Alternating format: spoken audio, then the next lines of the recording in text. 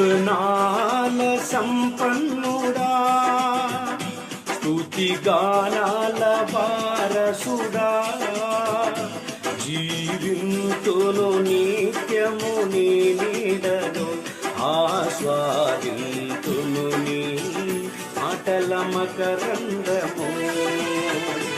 జీవింతుము నిత్యము నీ నీడలో, ఆస్వాదింతుము నీ మాటల మకరందము.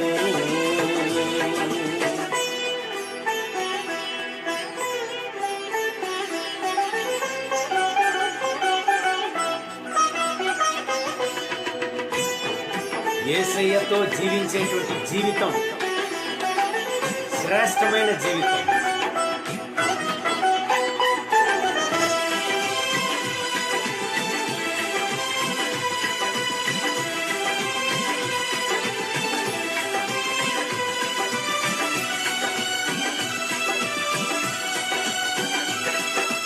యేసయ్య నీతో జీవించగానే నా బ్రతుకు బ్రతుకుగా మారేనులే.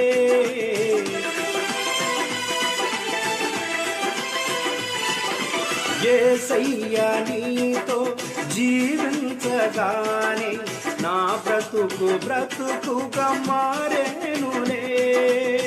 నాట్యమాడేను నా అంతరంగం, ఇది రక్షణానంద భాగ్యమే. నాట్యమాడేను నా అంతరంగం, ఇది రక్షణానంద భాగ్యమే.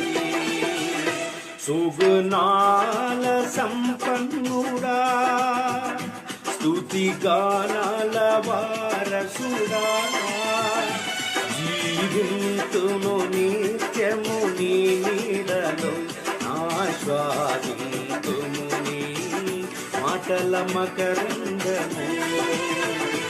జీవింతుము నిత్యము నీ నీడలో, ఆస్వాదింతుము నీ మాటల మకరందము.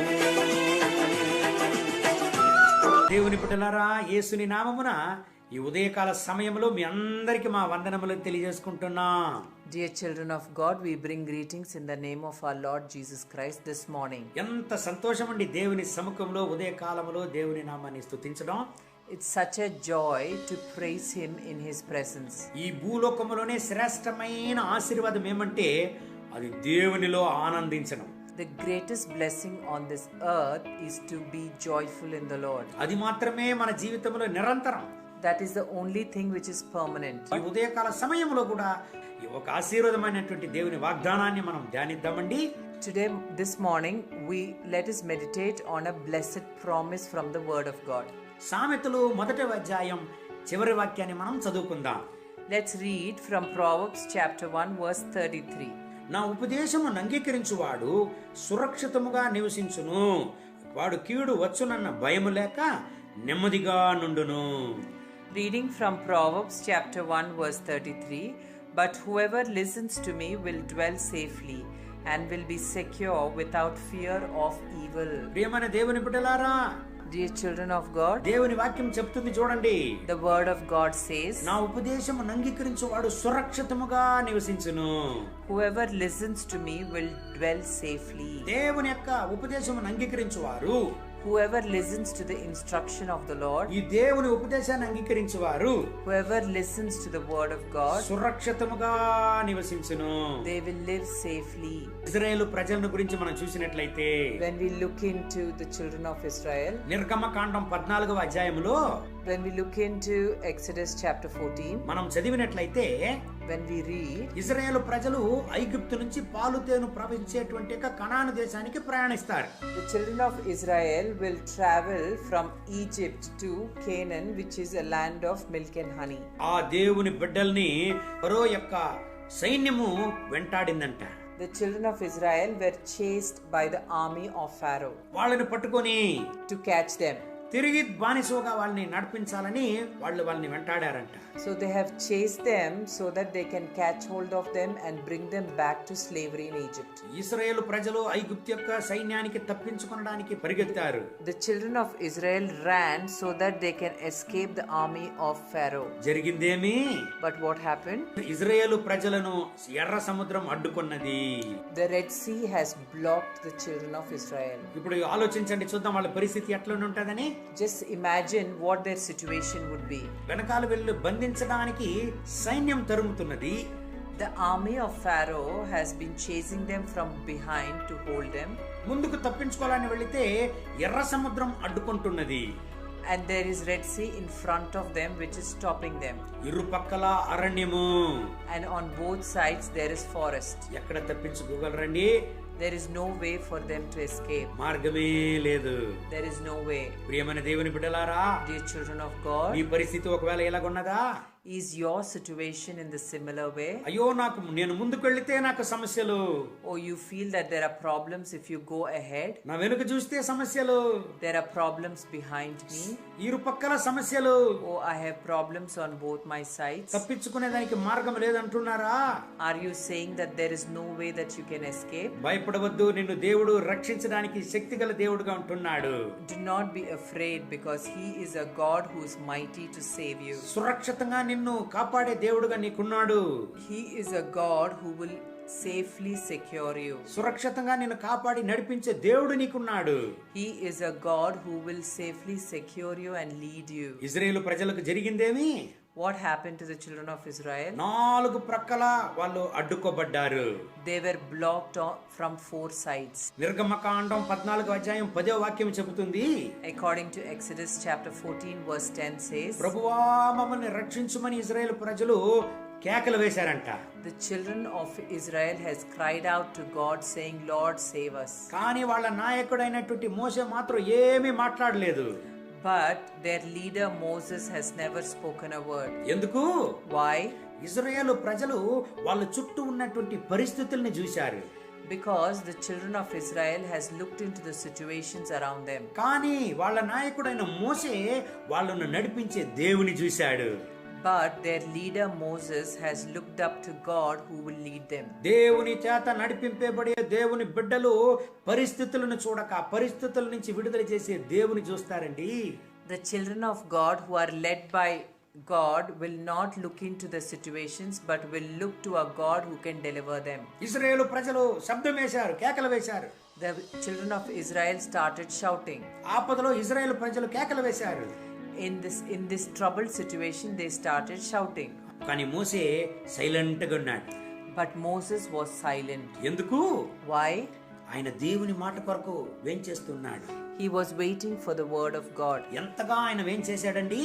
How much did he wait? దేవుడే మాట్లాడేంత వరకు వేంచేశాడు. He waited till God spoke to him. నిర్గమకాండం 10వ వాక్యం నుంచి మీరు చదివినట్లయితే, If you read Exodus from verse 10, మోషే ఎందుకు గమ్మని ఉండవు, నీ చేతిలో ఉండేటువంటి కర్రను చాచి ఈ ఎర్ర సముద్రాన్ని చీల్చుమన్నాడు.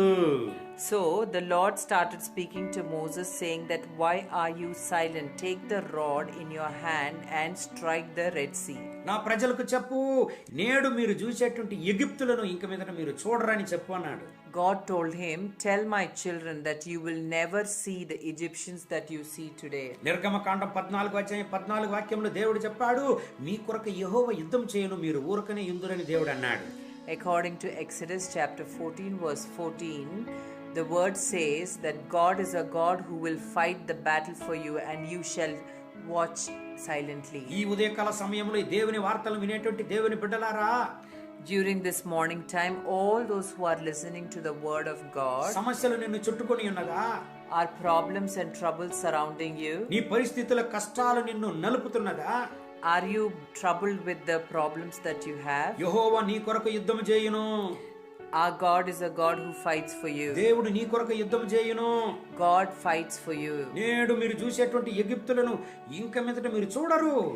The Egyptians that you are seeing today, you will not see them anymore. మీ కొరకు ఈ ఎర్ర సముద్రాన్ని దేవుడు చీల్చును. God will split the Red Sea for you. ఇశ్రాయేలు ప్రజల కొరకు ఎర్ర సముద్రాన్ని దేవుడు చీల్చాడు, అద్భుతాన్ని చేశాడు. నీ కొరకు దేవుడు ఒక అద్భుతాన్ని చేయును. God has done a miracle for children of Israel by splitting the Red Sea. So the same God will do a miracle splitting the Red Sea for you. ప్రియమైన దేవుని బిడ్డలారా, Dear children of God, శత్రువుల చేత తరమబడుచున్నారా? are you being chased by your enemies? దేవుడు మీ కొరకు యుద్ధము చేయును. God is a God who fights for you. అయ్యో మాకు సహాయం లేదే. Are you crying saying you don't have help? ఎవరు మా కొరకు ఈ సహాయం చేదురు అని అంటున్నారా? Are you saying who will help me? దేవుడు మీ కొరకు ఈ సహాయం చేయును. God is a God who will help you. దేవుడు మీకు సహాయం చేయును. God will help you. దేవుడు మీ శత్రువుల ముందు మిమ్మల్ని జీవంగల సాక్ష్యంగా నిలుపును.